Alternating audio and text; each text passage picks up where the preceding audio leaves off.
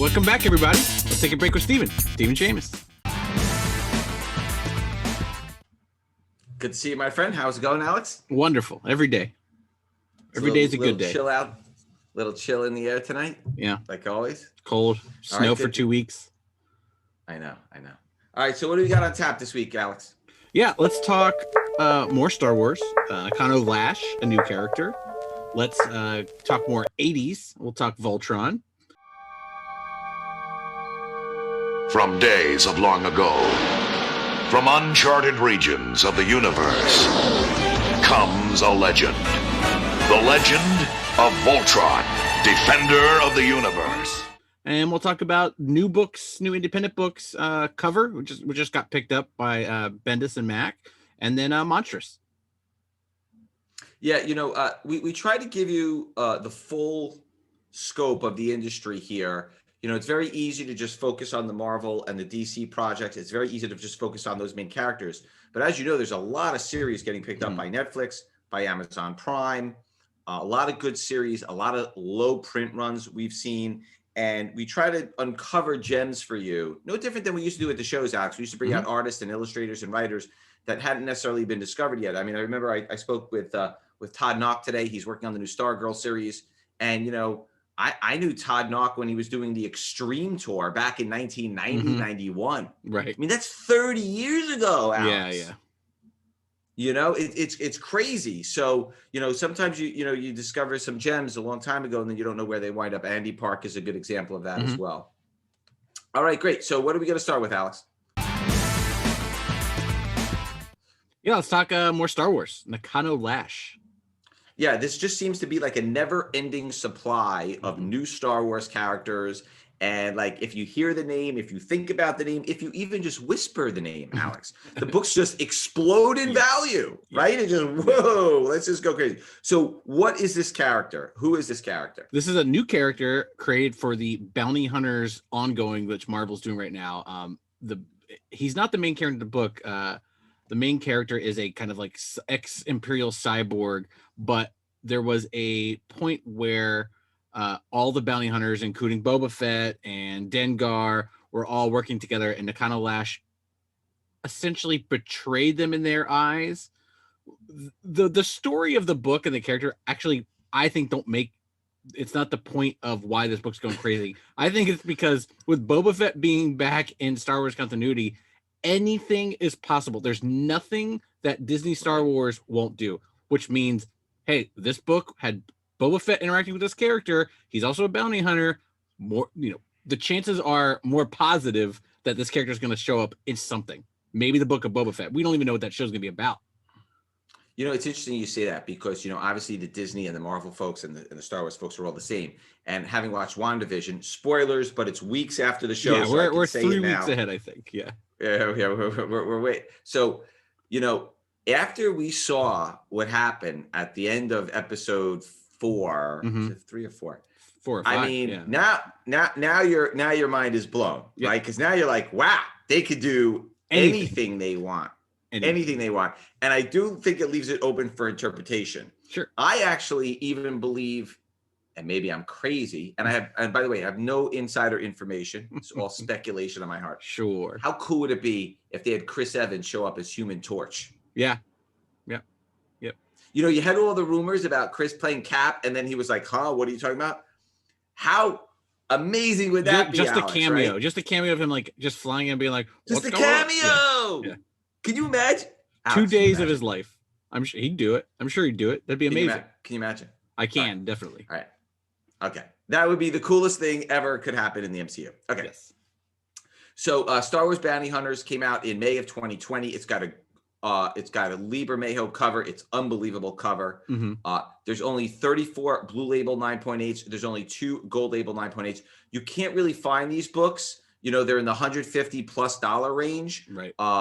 So again, they're a little bit tough to find. These pops are very, very low right now. So, everything that we're giving you can fluctuate wildly based on the sales. Then there's the 1 in 10 movie variant cover, which shows Boba Fett, which is pretty cool. There's 32 blue label 9.8s. There's only one gold label 9.8. Imagine if you had Jeremy Bullock sign as the one. We don't know. But the blue labels are selling for about $150. The blank variant covers, as we know, are really just sketchbooks for the artists. So there's not much to talk about on those. Then I'm a big fan of Kari Andrews. I have a bunch of his covers. I've been a fan of Kari for many, many years. There are 29 blue label 9.8s. There are 0 gold label 9.8s. Again, they're not really many for sale. It's about a $25 raw book. That's a good book to get. It's a very, very cool cover. Then there's the Michael Golden 1 in 25 variant cover. 13 blue label 9.8s, 1 gold label 9.8. That's about $185. I'm going to skip over the Dave Johnson book for a second because I want to talk about that for a minute. There's actually a Walmart variant cover, which you would think Walmart would print a gazillion of these things, but there's no CGC pop on it. There's 1 blue label 9.8, 0 gold label 9.8. I couldn't even find a raw copy. Yeah. So, again, with shows being closed, I don't even know where you're going to find a copy of that, Alex. Now, I mean, other than eBay, but I mean, I would assume that a lot of dealers are holding it. Yeah, the dealers are holding them. Can't find them. Then the second print came out October of 2020. There are 58 blue label 9.8s. There are 2 gold label 9.8s. That's about $100 book. The third print came out a month later. 28 blue label 9.8s, 0 gold label 9.8s. That's about $100 book. But the real winner, which we're going to go back to, is the Dave Johnson 1 in 50 variant cover. This book has exploded in value. And Dave has done a lot of great stuff over the years. He's done a lot of variant covers. I actually own a few pieces of Dave Johnson art. I've always liked Dave. He's got a very unusual screen name. He always uses Devil Pig Johnson. I don't know what that. I don't know what the meaning of Devil Pig Johnson is. It's an old AOL screen name he just got stuck with. Yeah. Who knows, right? Okay. So that book has 76 blue label 9.8s, 0 gold label 9.8s. So the pop on that book is higher than any of the other books, even though it's a 1 in 50. And that's a $650 book, Alex. Yeah. So go find yourself a raw copy and take it home with you. Yes. Interesting, right? Interesting. Okay, good. So that does it for Nakano Lash. We'll see what happens with all the bounty hunters and with the series. But like I said, like you said before, who knows, right? Anything and everything. Pick them up. Just buy them now. I know. All right, what do we got next, Alex? Let's talk Voltron. Yeah, so we went through our 80s list. Voltron was one that we didn't get to in the time allotted in the last couple of shows, so it's something we wanted to touch on. Very, very popular series from the 1980s. There's been a few series throughout the years. Very, very low print runs. Talk to us a little bit about Voltron. When you describe these 80s series, whether it's Transformers, G.I. Joe, and now Voltron, where does Voltron fit, Master of the Universe? Where does Voltron fit in that hierarchy? And what makes it different from the other ones? And what is the difference between Voltron and the other ones? And what's the hierarchy of those franchises? Yeah, I mean, I would say Voltron is a very popular franchise, not as popular in America as Transformers He-Man, because it wasn't an American-made show. It was a show farmed out from or taken from Japan, redubbed and shown here. In the 80s, they very much tried to, bring the anime side to the United States and make it work here. And, Transformers is a big example where the toys originated in Japan. Hasbro decided to make them here, then to put a cartoon around it. And then that went out back to Japan and became just as popular. But Voltron if it's TV series, I mean, it was anime. It was some of the first anime. I mean, Astro Boy, I think was, obviously before it, and a couple things here and there were there, but that was one of the biggest animes. And, the whole thing of Voltron is they're defenders of the planet Earth. It's 5 people. They get into lions and they form giant Voltron. So you got Power Rangers in there. You have Transformers in there.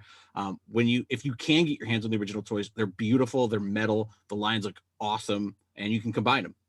I'm betting you had those toys when you were a kid. I never had any Voltrons. No, I never had any Voltrons. That's hard to believe. Transformers, He-Man, G.I. Joe, everything, but I just never had Voltron. Interesting. Okay, so it's tough to find a lot of the pricing on the Voltron stuff. The print runs are very small here in the U.S., but we'll take you through the history of it. The first book came out from Modern Publishing back in 1985, Voltron #1. There are 166 blue label 9.8s, 9 gold label 9.8s. It's only a $500 book for a book from 1985, 35, 36 years old now at this point. So not a bad buy, again, compared to the other ones, but we know that it's not as popular as the other ones, but still it is 36 years old. Then you jump all the way to the Image series, which came out in 2003, Voltron Defender of the Universe #1, May of 2003. Alex, 4 blue label 9.8s, 2 gold label 9.8s. People are not submitting these books. It's a $100 book in raw. You can't even find it. They didn't make a lot of these. It was actually hard to do the research on these things. Yeah. Then there's a Kari Andrews, again, variant cover, 1 blue label 9.8, 1 gold label 9.8. You could buy it at Mile High for $35 raw. Sometimes they have 50% off coupons, but you can't find them graded, and they're impossible to find. Like even raw, they're just impossible to find. Then there's a holofoil variant cover, 5 blue label 9.8s, 0 gold label 9.8s. You can't find them raw. You can't find them graded. I'm telling you, these are gems if you can find them raw. And then that takes you to 2004 when it switched to Devil's Due. Again, very, very low print runs. Defender of the Universe #1, 2004, Mike Norton cover A, 1 blue label 9.8, 1 gold label 9.8. Can't find them raw. Can't find them graded. Then you had the cover B, Dan Jolly, 0 pop, can't find them raw. Then here's the kicker, and this one blows you away. And this happens in all these series, Alex, and that's why I'm saying, like, keep an eye on it. The cover that really blows everybody away. Listen to this, and this is why we wanted to talk about Voltron today. Yeah. Cover C, Jenny Frison, 3 blue label 9.8s, 1 gold label 9.8. Now sometimes the pop can lag a little bit. That book in 9.8 has sold between $1,000 and $1,300, but even raw, it's several $100s. Yeah. You cannot find that Jenny Frison cover. Now, is it a factor of Voltron? Is it a factor of Jenny? Is it both? What are your thoughts on that book? The answer is yes. I mean, it's early Jenny Frison, and she's, people have realized that her, how beautiful her art is, and a lot of her covers are selling very quickly now. So it's when an artist gets hot, when an artist gets big, everybody wants to checklist them up and go through and get everything. And those Voltron books, although it was nostalgia very heavy in the early 2000s for those 80s properties, they didn't print a lot. It wasn't a big printed book. It's an Image book. I know. I think you catched them. You caught a moment in time in that 2000s period where the print runs were not really right. Yeah. Same thing happened with the baseball cards, the sports cards. It was right. Okay, that time of the show, my friend. Alex's pick of the week. Alex, what do you got for us?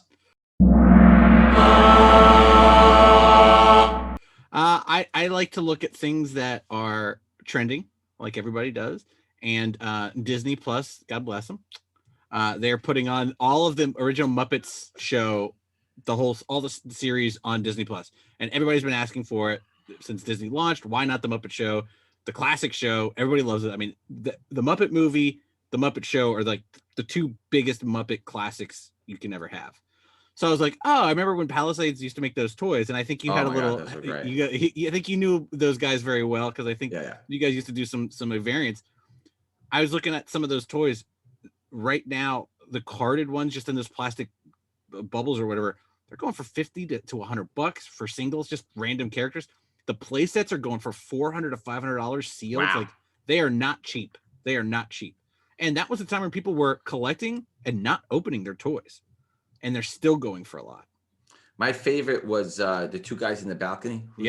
Waldorf and Statler. Yeah. Yes. It makes a lot of sense. It makes a lot of sense. Oh, those are my favorite characters. Yeah. To me, it does.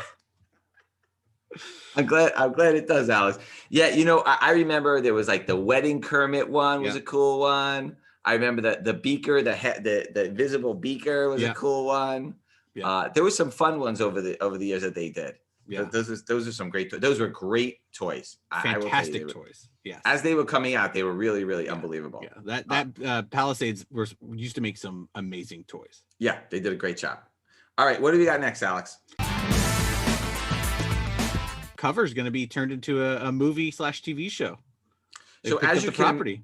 Yeah, absolutely. And David Mack and Bendis are a winning combo. They've been a winning combo for many years. They've done a lot of projects together.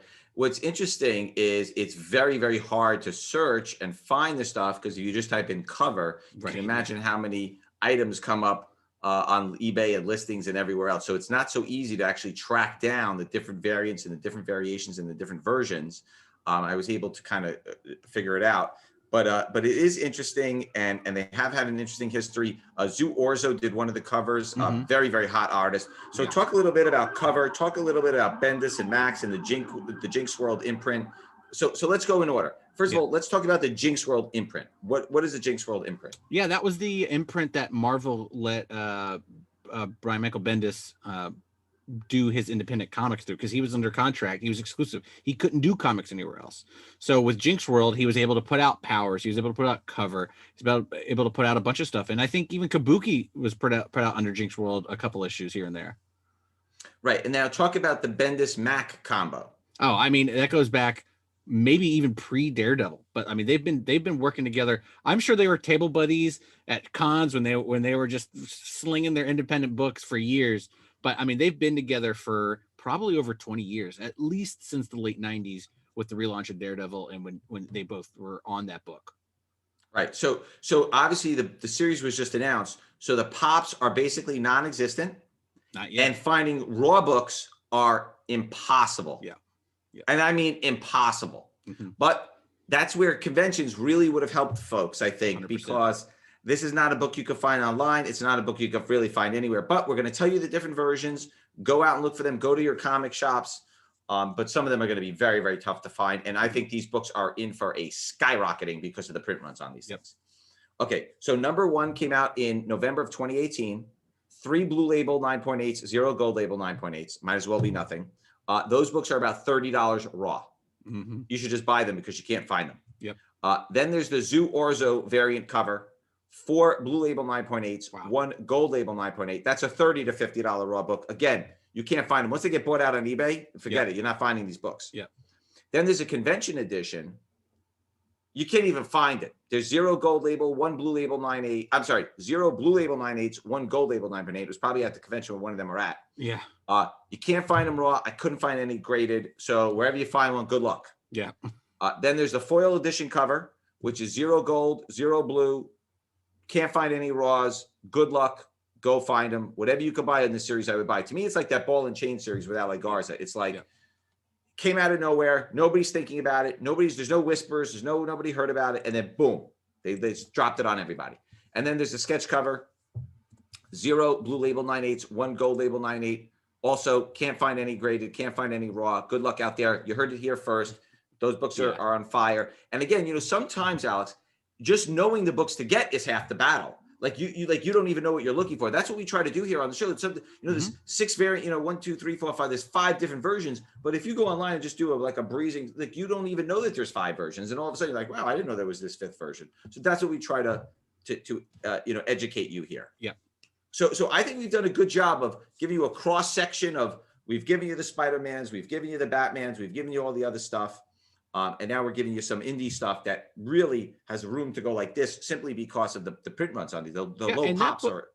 That book is fun too. I mean, it's about the government implanting agents as comic book writers and artists, because they travel the world so much that they can infiltrate cities without it being like random people going to the city. Like, oh, there's a Comic-Con in London. We'll send Brian Michael Bendis, but he's also an undercover agent. Like, that's a fun concept. You're right. I forgot to ask you about the book. Yeah, I forgot to ask you about the. I got you. It sounds a little Men in Blackish, no? Yeah, very much so. Mm-hmm. Yeah. All right. Cool. Like that. All right. So, and then the last series we're going to talk about today is Monstress. All right. So, give us a little background on Monstress and the creator Marjorie Liu and Sana Takeda. Yeah, I mean, Marjorie Liu has been an artist for a very long time. This was her, breakout writing series. Which is beautiful, by Sana Takeda. I mean, like, amazing. And, when people are like, oh, what's it about? It's very tough to be like, oh, it's about this thing. But I mean, it boils down to a girl who can talk to a monster and kind of their interaction. It's very fantasy based. And when you talk comics and you're like, oh, it's a fantasy comic, and you're like, oh, there must be a million of those. There's really not. There's not a lot of fantasy based comic books.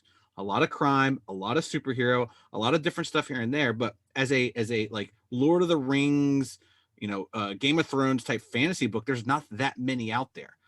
And when this came out, it was already hot. People were buying number ones. Of course, it's an Image number one. Buy it. But you're talking about 2015, and the book's still going, and it's still very popular. It's not slowing down. A lot of these Image number ones, people buy a lot of number ones, and by issue 12, it's back down to 10,000, 11,000 print runs. This is still a pretty big book. This book is on fire. Yeah. Let me ask you something. Is it?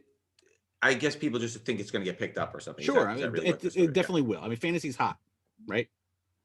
Okay, so let's go through. And by the way, the pops are not low, but the prices are high. Yes. Okay, here we go. Monstress number 1, November of 2015. 468 blue label 9/8, 114 gold label 9.8. That's a $250 book. Yeah, that's a pretty good tag, and that's not good. That's not a small pop. No. Okay, then the second print, as we know, came out in December, a month later. 61 blue label 9.8s, 7 gold label 9.8s. That book's been selling for $650, Alex. Crazy. I don't know why that second print didn't get the print run, with all the sellouts and everything, but never know. And then the third print, January of 2016, 30 blue label 9.8s, 5 gold label 9.8s. That book is about $350. Yeah. So interestingly enough, you have a situation where the second print is selling for more than double the first print, and the third print is also selling for more than the first print. Now, the pop is definitely much, much, much higher on number 1, right, but it is a little bit of an unusual circumstance. I think this is a case where anybody that wanted a number 1 probably got it. Again, image number 1 around 2015. You had 2 number 1 going crazy. You had Panzerfaust number 1 going crazy. You just had anything number 1 image going bananas.